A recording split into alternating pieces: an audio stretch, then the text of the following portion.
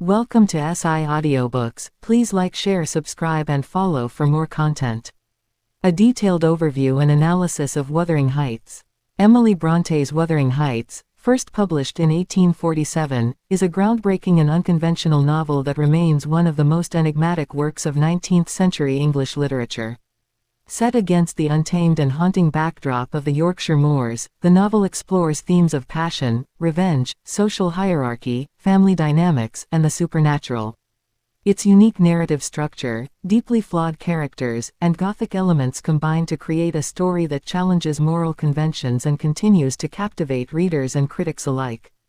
Plot summary. Framing narrative. Mr. Lockwood's introduction to Wuthering Heights. The story begins with Mr. Lockwood, a genteel but curious gentleman, arriving at Thrushcross Grange, where he rents a home to escape the chaos of city life. He is intrigued by his mysterious landlord, Heathcliff, who resides at the nearby Wuthering Heights. Lockwood's initial visits to Wuthering Heights are marked by hostility and strangeness, as he encounters its troubled and dysfunctional inhabitants, the surly and uncouth Hareton Earnshaw, the spirited but oppressed young Cathy Linton, and the brooding, inscrutable Heathcliff. A sense of doom pervades the household, heightened by the barren, stormy landscape. Lockwood's experience takes a supernatural turn when he spends a night at Wuthering Heights and dreams of a ghostly figure, a woman named Catherine, pleading to be let in. This eerie encounter prompts Lockwood to ask Nellie Dean, the housekeeper at Thrushcross Grange, for the history of Wuthering Heights. Her account forms the main narrative of the novel, interwoven with her own observations and Lockwood's perspective. The Earnshaws and the arrival of Heathcliff. Nellie recounts the arrival of Heathcliff at Wuthering Heights. Mr. Earnshaw, the master of the house, adopts the orphaned boy after finding him abandoned on the streets of Liverpool. The dark-skinned, gypsy-like child becomes a subject of fascination and resentment within the family. While Mr. Earnshaw dotes on Heathcliff, his biological son, Hindley, grows jealous and hostile. Catherine, Earnshaw's daughter, initially scorns Heathcliff but soon forms an inseparable bond with him. Upon Mr. Earnshaw's death, Hindley inherits Wuthering Heights and relegates Heathcliff to the role of a servant. Despite this degradation, Heathcliff and Catherine's intense connection deepens. They share a love that transcends social norms and conventional morality, marked by their wild, rebellious natures. However, their love is not without conflict. Catherine is drawn to the sophistication and wealth of Thrushcross Grange, home to the refined Linton family. Catherine's marriage to Edgar Linton. After an injury leaves Catherine recuperating at Thrushcross Grange, she becomes enamored with Edgar Linton, whose polite demeanor and social status offer her a path to respectability. Catherine accepts Edgar's marriage proposal, despite confessing to Nellie that her soul is intertwined with Heathcliff's. In a poignant moment, she declares, "I am Heathcliff," emphasizing the metaphysical and destructive nature of their bond. Heathcliff overhears part of Catherine's conversation, interpreting her desire for social advancement as a rejection of him. Heartbroken and humiliated, he leaves Wuthering Heights for several years. Heathcliff's return and quest for revenge. When Heathcliff returns, he is a transformed man, wealthy, imposing, and vengeful. His return sets off a chain of events driven by his desire to exact revenge on those who wronged him, particularly Hindley and Edgar. Heathcliff exploits Hindley's gambling addiction, gaining control of Wuthering Heights. He also seduces Edgar's sister, Isabella, marrying her to spite Edgar and secure further power. Catherine, now married to Edgar, is torn between her love for Heathcliff and her loyalty to her husband.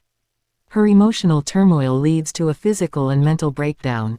After a heated confrontation between Heathcliff and Edgar, Catherine collapses and falls gravely ill. She gives birth to a daughter, also named Cathy, before dying. Her death devastates both Edgar and Heathcliff, with the latter descending further into obsession and grief. The second generation, Cathy, Linton, and Hareton. The novel's second half focuses on the next generation, Cathy Linton, Catherine and Edgar's daughter, Linton Heathcliff and Isabella's sickly son, and Hareton Earnshaw, Hindley's son. Heathcliff manipulates these young characters to perpetuate his revenge. He forces Cathy to marry Linton, ensuring his control over both Wuthering Heights and Thrushcross Grange. Cathy initially despises Hareton, who has been deprived of education and refinement by Heathcliff. However, over time, the two form a bond that mirrors the love and redemption absent in the previous generation. Their relationship offers a glimmer of hope and healing amidst the cycle of suffering. Heathcliff's decline and death. Heathcliff, consumed by his obsession with Catherine, becomes increasingly withdrawn and detached from his schemes. Haunted by visions of Catherine's ghost, he loses his will to live. He dies alone in Catherine's old room, his face bearing an expression of peace. After his death, locals report sightings of Heathcliff and Catherine's spirits wandering the moors together. The novel concludes with Cathy and Hareton planning to marry and leave Wuthering Heights, symbolizing the possibility of breaking free from the destructive legacy of the past. Themes and analysis. 1. Love and obsession. At its core, Wuthering Heights explores the boundaries between love and obsession. Catherine and Heathcliff's relationship defies societal norms, yet it is deeply destructive.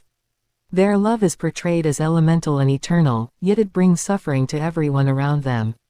Brönte contrasts their doomed passion with the healthier, redemptive love of Cathy and Hareton, suggesting that love can both destroy and heal.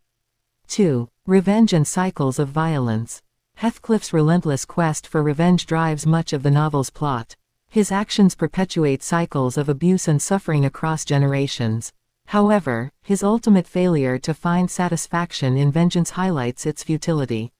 3. Social class and inequality. Brönte critiques the rigid class structure of Victorian society through the characters' struggles for power and status. Heathcliff's initial mistreatment stems from his ambiguous origins, while Catherine's decision to marry Edgar reflects societal pressures. 4. Nature versus civilization. The wild, untamed moors serve as a metaphor for the characters' primal emotions and instincts. Wuthering Heights, with its stormy, Gothic atmosphere, contrasts with the orderly, civilized Thrushcross Grange, reflecting the conflict between passion and propriety. 5. The supernatural. Ghosts and supernatural elements play a significant role in the novel, blurring the line between life and death. Catherine's ghost symbolizes the enduring power of love and memory, while Heathcliff's obsession with her spirit reflects his inability to move on. Narrative structure. Brönte employs a complex, multi-layered narrative structure, with Lockwood and Nellie Dean serving as unreliable narrators. This framing device adds to the novel's ambiguity, as readers must piece together the truth from subjective accounts. Conclusion and legacy. Wuthering Heights is a masterpiece of Gothic literature that defies easy categorization. Its intense exploration of love, revenge, and human suffering continues to resonate with readers. The novel's enduring power lies in its ability to evoke strong emotions and provoke deep reflection on the nature of passion, morality, and the human condition. Emily Bronte's singular vision and unflinching portrayal of flawed characters ensure that Wuthering Heights remains a timeless classic. Thanks for listening SI Audiobooks. Please leave comment for further discussion.